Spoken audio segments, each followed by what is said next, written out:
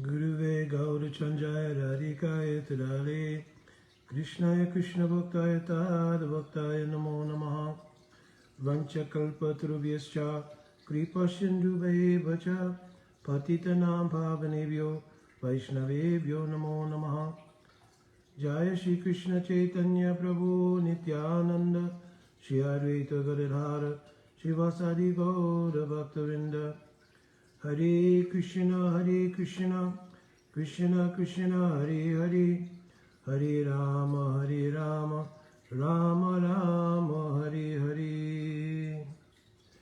Dandavat Pranam. So I just want to try to catch up on some of the questions and answers. And also some devotees asked me about posting the Sunday Zoom classes.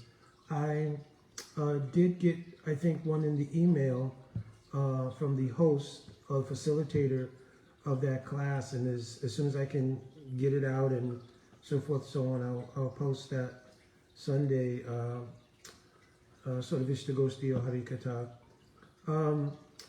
The question that came up today was, actually it's a couple of weeks old, and I'm apologizing, Prabhuji, for taking a little while to get around to answering it. Via our discussions we've already had on Messenger, hopefully some information was given, and I know you wanted, for the sake of some other friends or associates, to have some explanation via this forum here. So one thing is that, as I mentioned to you in the chat in Messenger, discussion of the Diksa Mantras is something that normally goes on between Guru and disciple, because there are several elements to the Diksa Mantras. One is the Siddhant. The Siddhant regarding Diksa Mantras, that's something that can be discussed publicly. The Rahasya means the inner meanings of the Diksa Mantras, and the Dhyan or meditation regarding the Diksa Mantras, that should be heard from Guru to Sishya, or Siksha Guru to someone. So that's not really something to be discussed in open forum. Dandavat Sadhana Prabhu and other devotees. So that external part we can discuss, and its relationship, as you asked, to Harinam can be discussed. One of the other questions that was brought up was, well, let me just enumerate the questions. That's going to be the best way to go about this. So one was, what's the relationship of Harinam and Diksha Mantras? Secondly, are Diksha Mantras actually necessary if Harinam fulfills everything? And third, is the primary reason for giving Diksha Mantras to allow someone to do service on the altar or to do deity seva? So answering the first question, the relationship between Harinam and Diksha Mantras is that when any aspirant enters the arena of faith, that means someone has come from their material absorption, and by the good fortune of some acquired sukritis and the kripa of Sri Bhagavan and Guru, a person comes into the fold of Shraddha. Bhagavad Bhaktistu Sangena Parijayate Satsanga Prapyate Pumbir Purva Sukriti Sanjate. So, by previously acquired sukriti, a person has the ability to obtain sadhu sangha. Of course, it is not only the sukriti or pious activities of someone, but it is also the kripa shakti of Sri Bhagavan manifest in a Paramasvatantra Bhagavad Bhakta. So Paramasvatantra means that if you read Srila Vishwanath Chakravarti Thakur Pad's Madhurya Kandamini, you'll see that Bhagavan gives special independent power to the Bhagavad Bhakta in order to be the vehicle of dispensing bhakti. And the first element of bhakti that is dispensed is the mercy to give shraddha in the jiva. Because under the influence of avidya, the influence of shraddha does not take its natural course in the jiva. In other words, due to the jivas being abhinavesh, means fully absorbed in material life, they don't develop faith in Bhagavan. And as I mentioned many many times, it does require that other person, someone outside the aspirant, to instill Shraddha. It's not something that you can do on your own. It comes from the contact with a sadhu. So when the Sukriti file, means the accumulation of pious activities, and Kripa have their intersection, then Brahmanya Brahmati Kon Bhagwan Jeev Guru Krishna Prasade Poi Bhakti Lata Bij. Then any jiva will come in contact with Sadhu Guru, and at that time they will receive the what is called the Ratnya Ankur and the Bij, right? Like in that verse, right? Bhakti Lata Bij. So the Bij that one receives is what's called Mati. Due to some, again, previously performed Bhakti Unmukhi Sukritis, means pious activities related to Bhakti, not just anything, right? You're very charitable, you're very this and that. That will give you good karma. But Bhakti Unmukhi Sukritis, or those pious activities related to Bhakti, you gave a donation and took a book, you honored some prasad from a Harinam party, you heard a Harinam party. Any of these things will give an inclination towards being able to accept the kripa coming from the influence of a sadhu. And at that time, when that happens, something called mati takes place. What is mati? It is understood best by the example of Srila Sanatana Goswami Pad. When he met Sriman Mahaprabhu, he asked two questions. Ke ami, kene amai, jare tapatrai. Who am I and why am I suffering? So anytime that question arises in the jiva, it is the indication that mati has come. Means discrimination. What is this? Why am I suffering? Is there more to the world than just birth, old age, disease, and death? Or just going to work and making money? And so when those kind of questions arise in the heart of the jiva, this stage is called mati. Then by the association of sadhu guru, one receives the inclination to answer those questions via the path of bhakti. At that time, they develop Krishna Seva Vasan, the tendency of turning towards and serving Krishna in order to fulfill the reality of their true identity, etc.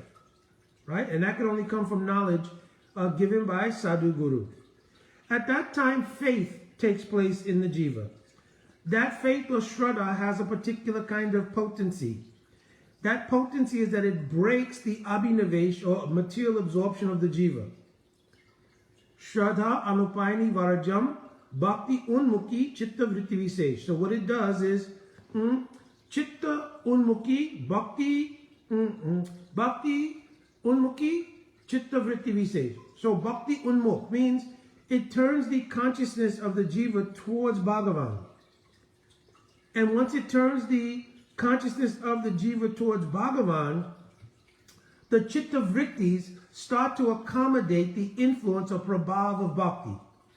So your chitta, your consciousness, is just like, it's a very deep thing because there's so many functions that the chitta does.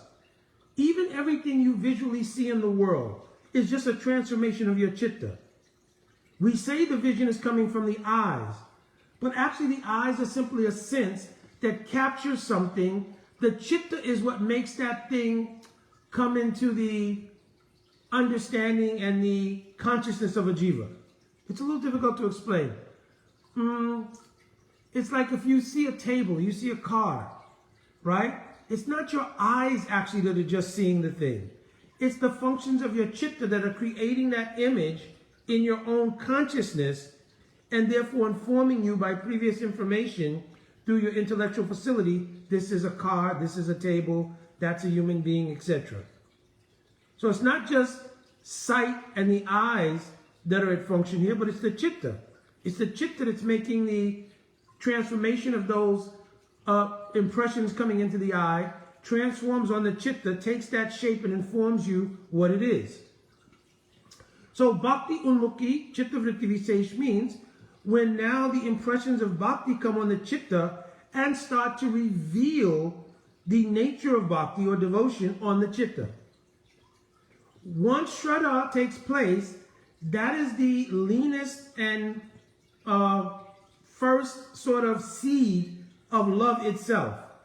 And it will start to grow in incremental stages through then understanding what is truly sadhu sangha. I've explained these things before, so maybe not going completely through all these things, but sadhu sangha, and obviously from the sadhu, you receive both bhajan siksha, the instructions how to perform bhakti, and kriya shakti, means the potency or power to perform that. And here is where the Diksha Mantras become very important. First, which we used to hear, that initiation is twofold. One is Harinam, where you receive the holy name. But actually, Harinam does not require any process. Srimad Mahaprabhu explained in the second verse, second verse? Yeah, second verse of Shishashtakam, Nandamakari Bahuda Nija Savashaktas Tatrapita Niyamita Smaranena Kala. Yes, second verse, right?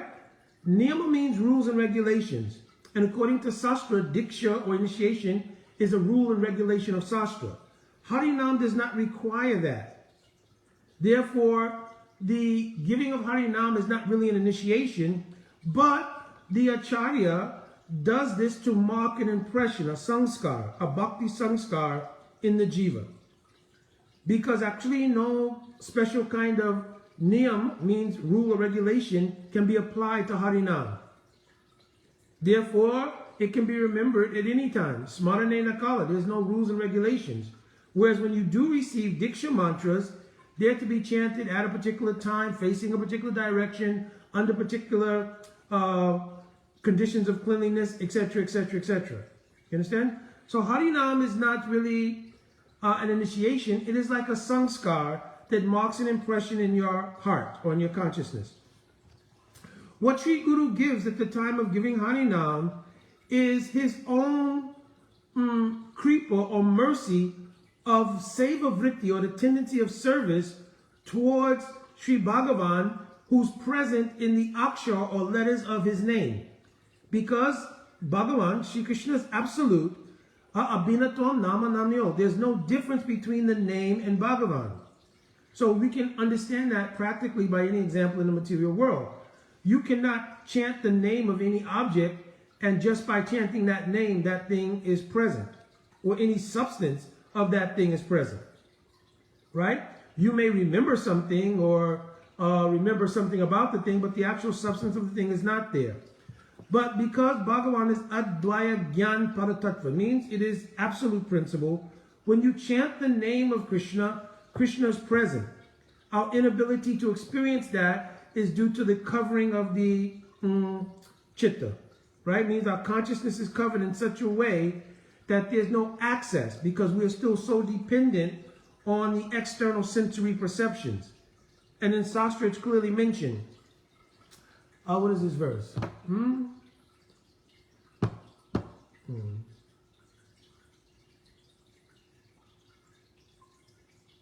Namani nabhavad grayam indriya. This is what I'm looking for. You cannot experience Krishna by grayam indriya, means the material senses. Ataha Shri Krishna namani nabhavad grayam indriya. You cannot experience Krishna by your material senses, right? So even though Krishna is present in his name by the principle of being absolute, we cannot by material facility access that. So our senses have to become purified to a point where the dominant nature of the function of the chitta is related to the Atma itself, the soul itself. And from that perspective, one can then have access to the experience of Bhagavan being in his name. Still, we cannot change the fact that Bhagavan is present in his name. You understand? So when Guru gives Harinam, he's giving Nam, meaning his own Kripa Shakti of Seva, to Sri Radha and Krishna in the form of their names. You understand? Now, what is the relationship of Diksha Mantras to that Harinam?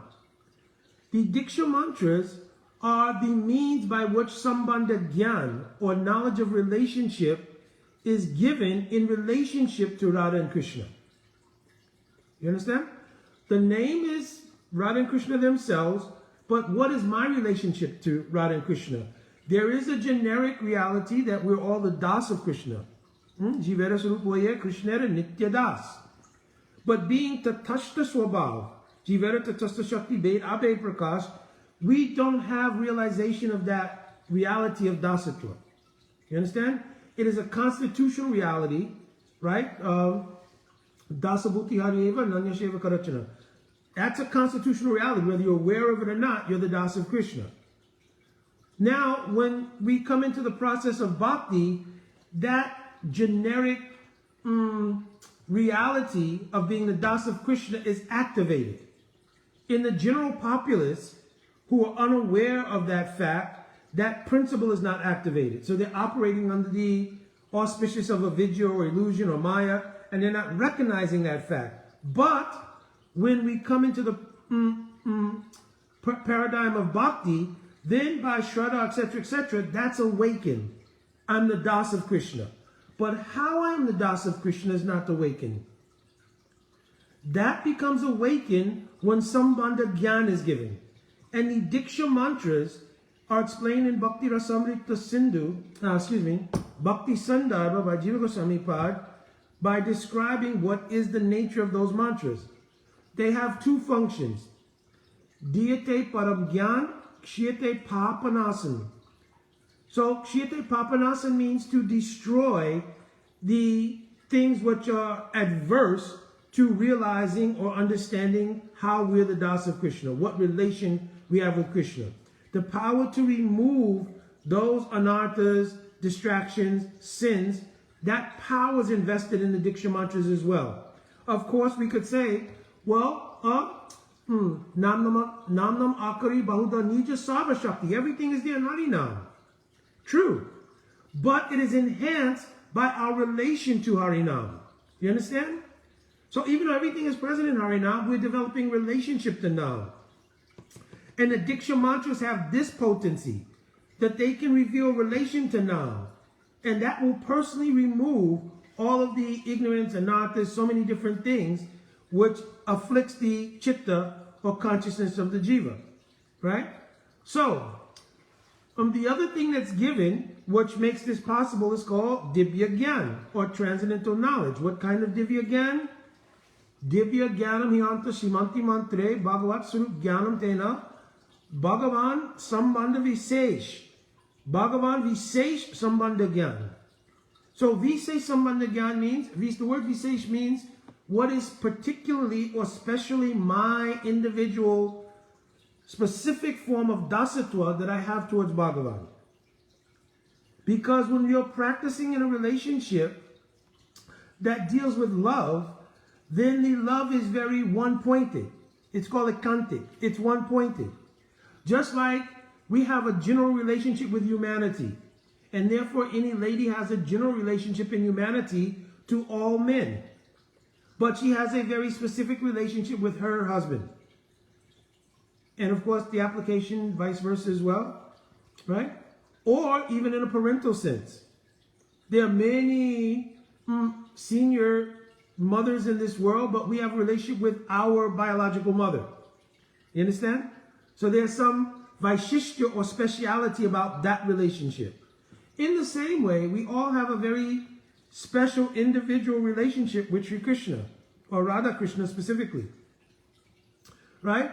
So in the Diksha Mantras, the seed of that Visesh Sambandha Gyan, that special relationship, is given at that time. Now, of course, some elements have to be there. One is, Sri Guru has to be in a position to dispense that insight to the Sishya, to the disciple. And the disciple's maturation from previous and current samskars, or previous and current impressions, will determine how much of the Diksha Mantra potency they can digest at that time. For some devotees, they will simply hear the mantras, right? And hearing the mantras, they'll get a sheet of paper, just remember these mantras, chant them 3 times a day, 10 times each, right? And then specifics will be given about how to manipulate your sacred thread. It's called Janoya Upavit, right? And so forth and so on, where you should hold your hands like another sage by your heart. These things will all be given, right? But what is the elements of the Diksa Mantras like mantra artha chintan. The word chintan means contemplation. To contemplate the meaning of the mantra. Therefore, you have to really know what is the meaning of the words in the mantra, and you have to understand what is the sort of spoke. Spoke means like the epiphany or realization to be gleaned from those words. Like somebody speaks poetry, right? So one thing is to understand the word construction, or the meaning of the words, rather. Secondly, is to understand the intent of the poet.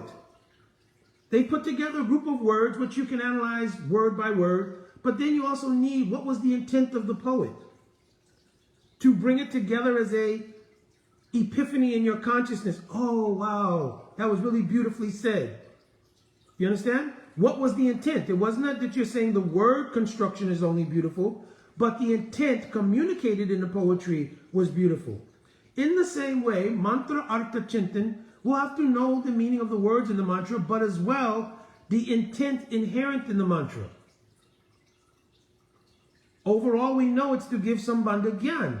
So we would not, for instance, in the first mantra of our Gayatri series, right, different institutions have different regulations around that. For instance, in Gaudiya Math, ladies do not chant Brahma Gayatri mantra, right? But actually the Kam Gayatri mantra, the last of the mantras that we chant, if you read Padma Purana, it describes how that Brahma Gayatri, being the wife of Lord Brahma, there's a whole pastime.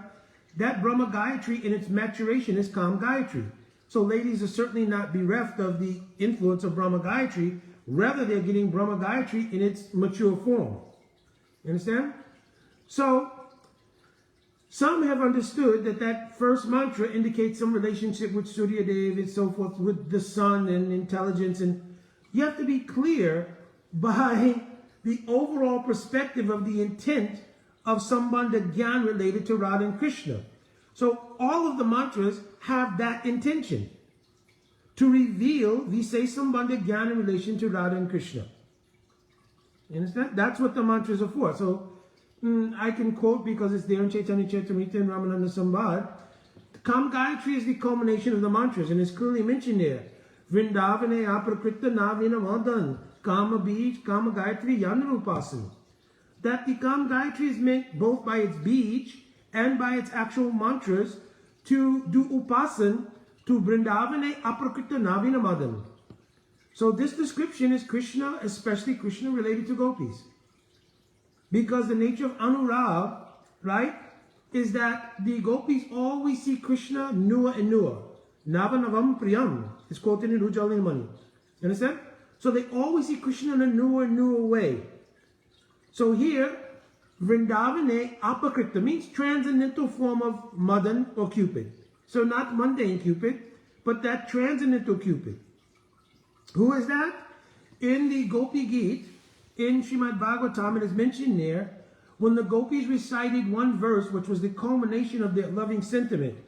Yatte sujata charanam burunam saneshu. This is the last verse of Gopi Geet. Then Krishna immediately appears. Tasam avir bacha chori smaya manambo kambojam pitambara daraswagri sakshat manmat manmat. When he appeared directly as the most enchanting form of a lover that the gopis aspire to see. But why is this Sakshat Manmat Manmat being mentioned? The gopis had already seen Krishna. They had gathered for Ras, then Radhika disappears, Krishna disappears to follow Radhika, etc., etc. So already they've seen Krishna. So what is this emphasis here that when he reappeared, it was Sakshat Manmat Manmat? Well, due to the influence of their separation and due to the influence of the nature of their praying, which is foundation in Anurag, they experience that Krishna is always more and more beautiful. You understand?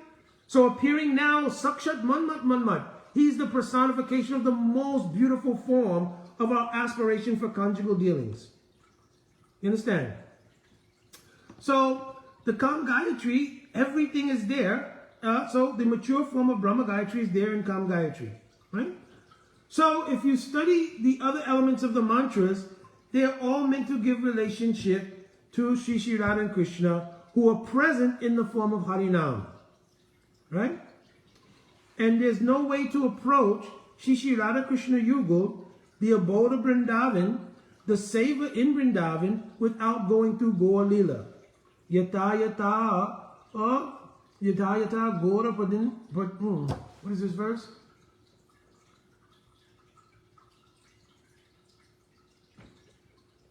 Anyway, verse is saying that there's no way to approach Vrindavan Dham without going through Gaur Leela. You understand? So it must be. Gaurangera Nasanave Seturanga Jabe Dube Shi Radha Madhavantaranga, this sloka. Right?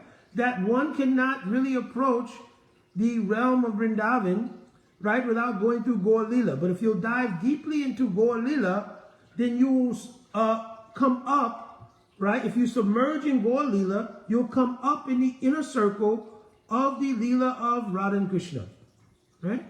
Gaurangera Rasanave Seturanga Javiduve Shri Radha Madhav Antaranga. So very deep meanings are here, but I'm explaining in general here. You'll come up in the inner circle of the mood of Radha and Krishna by diving deep into Gaur Leela. You understand? So, therefore, in our system of mantras, the mantra related to Mahaprabhu is also present there. But you cannot approach Mahaprabhu without approaching Guru. Therefore, Guru mantra and Guru Gayatri is also present there. Right? Because no access to Mahaprabhu unless you go through Sri Guru. Right? So, this is the relationship of Harinam to Diksha Mantras in brief. So then the question becomes, what is the nature, if Harinam can give everything, why do we need the Diksha Mantras? Well, because we don't have, unless we're like Haridas Thakur, where our acharyas have mentioned that the previous impressions of Haridas Thakur, he's giving the example that only by Nam he can have the full experiences of what is indicated by taking Diksha Mantras. But for the average jiva who is unfolding in the process, that depth of sanskar is not there. And therefore the Diksha Mantras serve to do exactly what I mentioned earlier, to create the depth of impression regarding relationship to Sri Harinam, which is not different from Radha and Krishna.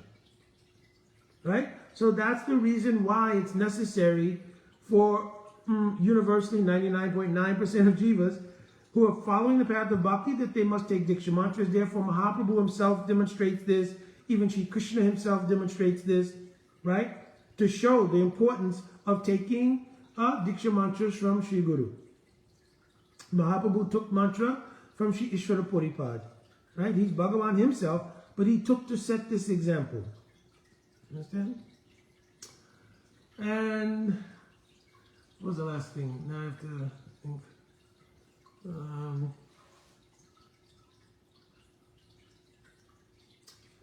Anyway, I'm not thinking of this last topic. There were 3 different questions that were asked. I have to go back and look. I don't have my phone in front of me, so I'm not. But Prabhuji, I will go back and look and maybe answer that question via messenger.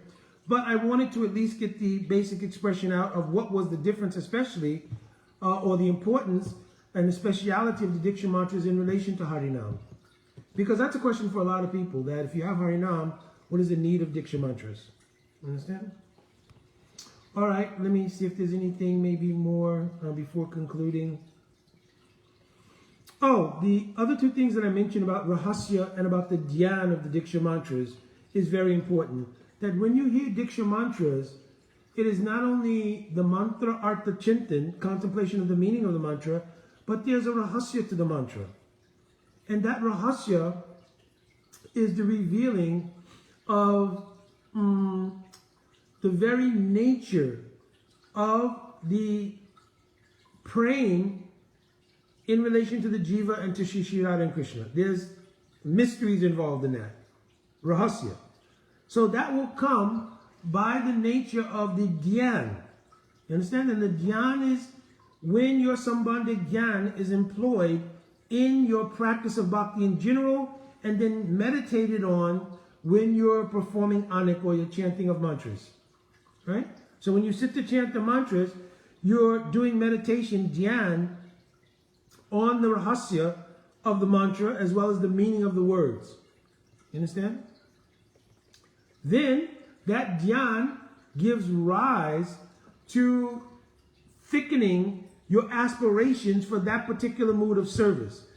Then when you come into the stage of nishta, then ruchi coming on the chitta means a particular kind of taste coming on the chitta via hearing Harikatha will strengthen that sense of aspiration for that kind of mood. In the stage of ashakti, then what is it? Tasya tadrasa sudakaraka bhasa samulasita hridaya spatikamani. Tadrasa ragatmakaya bhakti aparipatishu api ruchi jayate. At that time, an abhas of the mood of a particular associate which you've been meditating on and aspiring for will come on the chitta. It's at that time there is a conviction.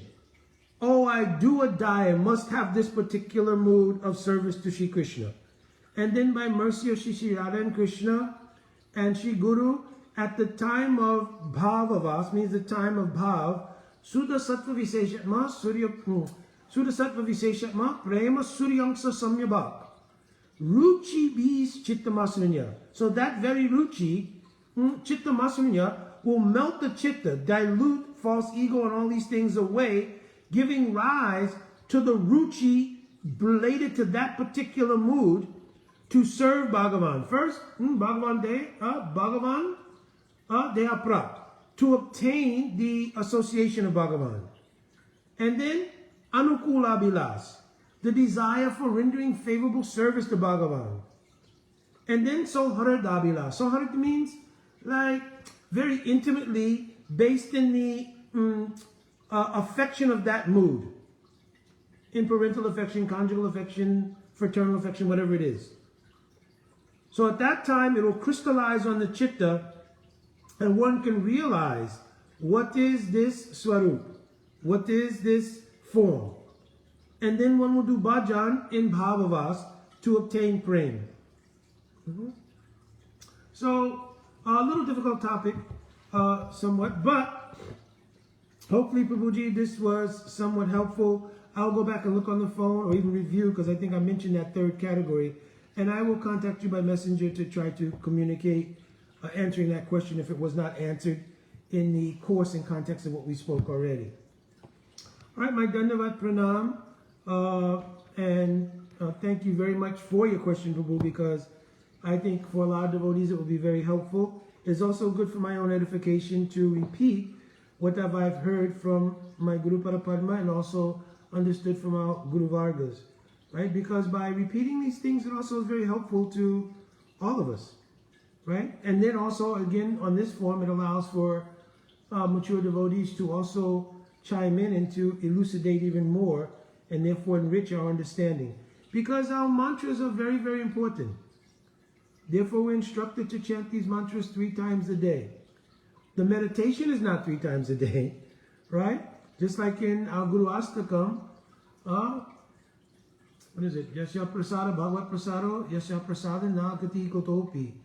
Dayam stuvam stasyasya shastri sanjam. Dhyayam means meditation. 3 sanjam means at the 3 junctures of the day. But here the indication was not, okay, I'll remember Guru Radha Krishna Mahaprabhu at noon, sunrise, noon, and sunset. The indication was throughout those periods of the day, I'll remember them. Throughout those periods of the day, Sri Harinam is performing Leela. What Leela? Ashtakalila Leela. Because Harinam, Radha and Krishna are directly there. And in Bhajan Rasa Bhaktivinoda Thakur said, in this Harinam is also all Ashtakalila Leela. You understand? So the idea is our meditation is not at sunrise, noon, and sunset. It's throughout the 3 periods of the day.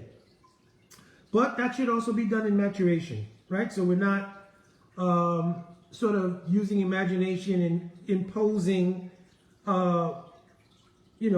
immature presentations in the more mature spaces of bhakti, right? So that we should be tempered, And so much is based on hearing Harikatha. So we can hear Harikatha about these things. And in hearing Harikatha will nourish greed. Because it is mature greed which is the fuel that brings bhakti to that level. Right? Tatra, what is this verse? Tatra lolya mulyam ekalam. Only thing really needed is lolya, means greed. Krishna bhakti rasi bhavatamati. Yari kriyatam yari kutopi labhyate. Wherever you find this kind of bhakti, run there to get that. And the only thing you need is lolyam or greed. Right? But that greed, see, sometimes also this is a confusion. Because that greed is a genuine greed. It is not just a notion. And it will be evidenced by how you apply yourself in bhakti as to whether that greed is genuine or it's just a notion to add on to another kind of enjoyment, except this time in the spiritual paradigm. So be careful. So yeah, so our greed should be genuine, and that will be reflected in the nature and course of our activities. You understand? How we are doing sadhan bhajan, right? How we're deepening our chanting, how we're deepening our hearing of Harikatha, how we're serving to Hari Guru and Vaishnava, right? So this becomes the evidence for the nature of that kind of greed. On the other hand, we should not mistake that the external appearance of those things is indicative of greed. Oh, you'll have to hear the Harikatha spoken by someone. And ultimately, it's a question of genuineness. Because you can't ascertain necessarily just from someone speaking or from external activities. But by the course of association over a period of time, you can glean something. You can glean something. All right, my Dhanavad Pranam. Vancha Kalpatruvesha Kripa Shindavevacha Patitinam Pavanevyo Vaishnavevyo Namo Namaha. Jai Shri Krishna Chaitanya Prabhu Nityananda Sri Gadadhara Sivasari Gaur Bhaktavinda. Hare Krishna, Krishna Krishna, Hare Hare Rama, Rama Rama, Hare. Jai Radhe Radhe, Jai Radhe Radhe.